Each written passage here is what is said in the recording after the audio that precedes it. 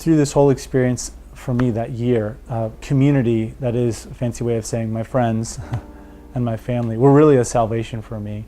I knew then, as well as I know now, that would have been impossible to do that by myself, and I was so grateful for them.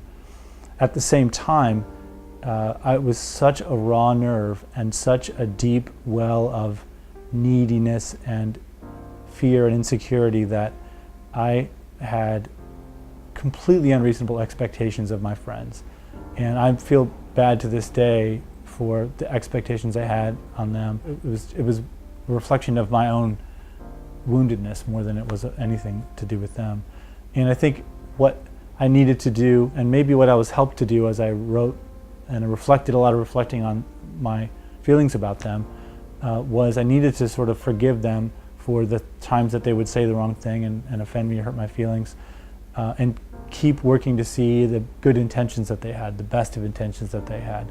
As difficult as that was to do, that was a big part of my process of healing during that year. One of the painful things about experiencing loss, certainly loss of a person when someone dies, is the way in which everyday life after that just mocks you, right? So you go through the processes, you go through the funeral, you get things, and you start to sort of get back into some kind of normal way of life of feeding yourself and taking care of yourself and kind of going on. And it forces you to look up and realize that the whole world didn't stop and life has gone on.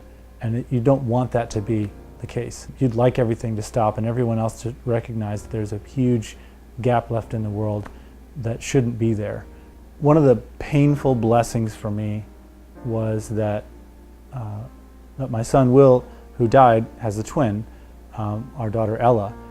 And it was, I say, a painful blessing because it was very difficult for me to see her going on with her life in a perfectly healthy way and a perfectly happy kid,